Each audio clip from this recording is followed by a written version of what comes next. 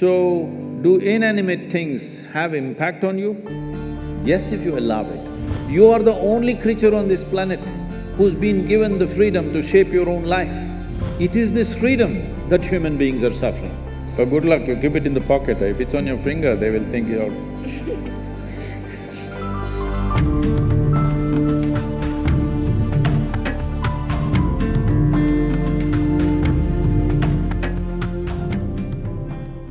Sir, in the Indian society, when something goes wrong, for let's say someone is not well, so there are three types of people. Ones who go to the hospital, then there are the ones who rush to the temples, and then there are the third ones who rush to the astrologers. So we are actually taught from the beginning that inanimate objects and things around us have the power to control our lives. For example, the this for example, my mother when 2 to 3 years back told me to wear a ring which had the gemstones. I still has it on, have it on because, of course, because that's what mom has said. You need to take it off, otherwise the boys will think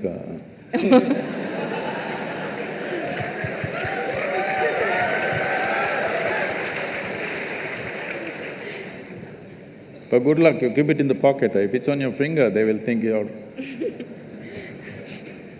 See, human life is made in such a way, particularly human life. For all the animals, nature has fixed clear-cut path, what they can do, what they cannot do. Their lives happen between two lines. They cannot go below that, they cannot go above that. Within that they live. That's why they look so sure and certain, and they're peaceful. Once their stomach is full, they're all peaceful. Do you see this? Hello? Are you on talking terms with me or no? Do you see all the animals, once their stomach is full, they are peaceful. But human beings are thinking, or they're being taught that peace is the ultimate goal of life. A buffalo, full stomach, he sits peacefully. And for you, that is the ultimate goal, what a shame. What a buffalo can do with a stomach full of grass or whatever else he eats, you have to hold it as the ultimate goal. Is it not a shame, I'm asking you? But this is being taught like this, peace is the ultimate goal of your life. But coming to more fundamentals, if you're not peaceful today, can you enjoy your dinner today?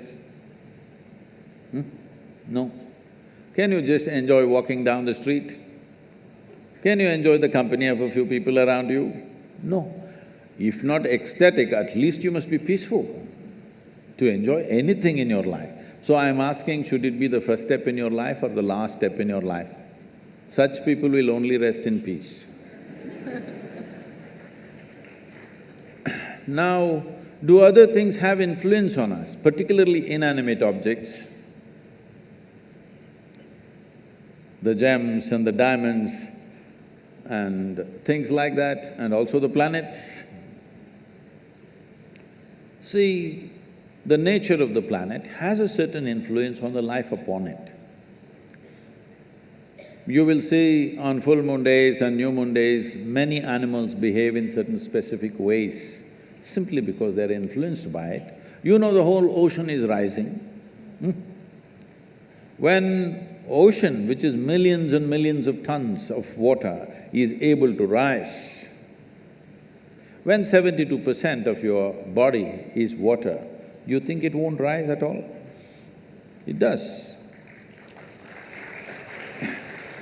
So, I don't know if you're conscious of it, but in India, most people are, not only in India, in anywhere, wherever there are mental asylums and things, they are conscious of it. On full moon days and new moon days, people get exaggerated levels of disturbance in their minds. So people think new moon and full moon will cause madness. No, that's not the truth. If you're very loving, full moon day you will become more loving. If you're very joyful, On a full moon day, you will become more joyful. If you're a little crazy, you'll get little more crazy. Whatever is your quality gets little hyped on that day. So those who are romantic, they want full moon day. Those who want to meditate, they want full moon day. Those who are a little mad, they don't want full moon day. Essentially, it's hyping things up a little bit. Of course, today there is another kind of textbook science which is going on, which doesn't observe anything except what happens in the laboratory. These people are going on saying, this is all rubbish, this, that. No, if you pay attention to your own body, you will know, without looking up, without looking at the calendar, you will know when is full moon day, when is new moon day, by yourself, simply if you pay sufficient attention to your own system, because it's visible in your system. Certain behavior is there. But with a human being, the problem is, or people seeing it a problem, any possibility, if you do not explore that possibility, in your eyes, it looks like a problem. What is a problem is always a possibility, isn't it? You don't like it? What is a possibility? If you do not explore it, if you do not realize what is the possibility, it seems like a problem to you. So, do inanimate things have impact on you? Yes, if you allow it, because this is the human predicament that who you are is not determined by nature, it is left open for you. Left open for you means you are the only creature on this planet who's been given the freedom to shape your own life. Is it a small thing? This is a product of millions of years of evolution that today, after all these creatures from a single-celled animal, after these millions of forms, here we are sitting, this is the only creature which can shape its own life the way it wants. Every other creature has to live by the laws of nature. We can shape our own lives. It is this freedom that human beings are suffering. If you're suffering your bondage, it's all right. If you're suffering your freedom, you're a disaster, isn't it?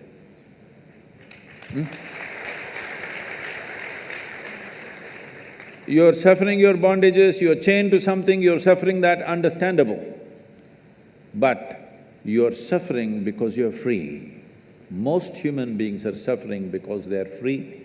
They're always trying to bind themselves to something or somebody all the time because freedom scares them. Because freedom is a pathless path. Freedom is an open terrain, there's no fixed line. Because there is no fixed pathway, most people feel terrified. But the highest value in human life is freedom, isn't it so? Hello?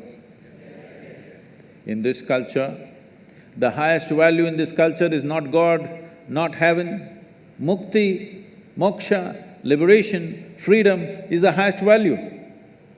Established that no matter what you do, you must seek mukti. You can do whatever you do with your life, but all that process should be towards your liberation. You must be moving towards higher and higher levels of freedom on a daily basis. Otherwise, your life is not worth it because you're getting entangled with the process of life. Even if you go to heaven, it's an entanglement. See, I'm sure before you joined IIT, you're still keeping Bombay, right? I see.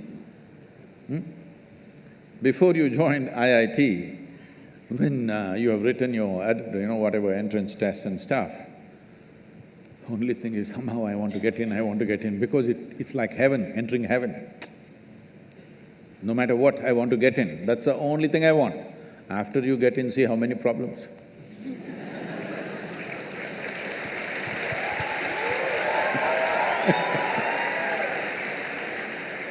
I'm asking you a simple question. Being on this planet, do you have any proof that you are not already in heaven and making a mess out of it? Huh? Do you have any proof? Suppose you took off from the solar system and look down at this solar system, whatever these 12, 14 planets and satellites and works, does planet Earth definitely look like a heavenly body among all these? Yes or no? So you're already on heaven and making a mess out of it, and now you want to go to another heaven. This culture does not value heaven, does not value God, values only freedom. We want to be even free from the creation and the creator. Mukti, moksha is the ultimate value because this is not a philosophical value, this is not a religious value, this is something every life is longing for. Only thing is, most human beings are short-sighted that they long for it in installments. See, whatever people are seeking right now, if they have nothing, they will say, if I get 100 rupees per day, Shiva, that's all I want, that's a prayer. 100 rupees fell. 100 rupees, fine, 3 days, 100 rupees, fine. 4th day, only 100 rupees, Shiva. What's the problem with you? Are you so stingy? At least 1,000 rupees a day. Okay, 1,000 rupee note, is it in legal tender, 1,000 rupee note? Huh? No, okay, 2,000 rupees fell. I don't want to get into trouble with that. Where is 1,000 rupees falling for Sadhguru? Where does he have? No, 2,000 rupees fell. You asked for 1,000, 2,000 fell. Wonderful Shiva, fantastic. After 10 days, only 2,000 rupees. It doesn't matter how much it falls, something more, isn't it? This is not about money. People think it's about money. People think it's about wealth, power, pleasure, love, knowledge. No, these are all different currencies. Essentially, you're looking for expansion because you feel suffocated. If we keep you in the same place for too long, you feel suffocated, you want expansion. You want to be something more all the time. Yes or no? Always something more. Will you settle with fulfillment? No, you will look at other planets, you will look at the new galaxies. So there is something within a human being which wants to expand limitlessly. That means it wants to be free, nothing else. Looking at this carefully, observing the nature of the life within, that it wants to expand in a limitless way, the only thing it is longing for is to become boundless. That means it's seeking freedom. That is why in this culture we established the highest value is mukti or moksha, which means liberation or freedom, not heaven, because heaven is just another place. Maybe little better accommodations, but same trouble after some time, isn't it?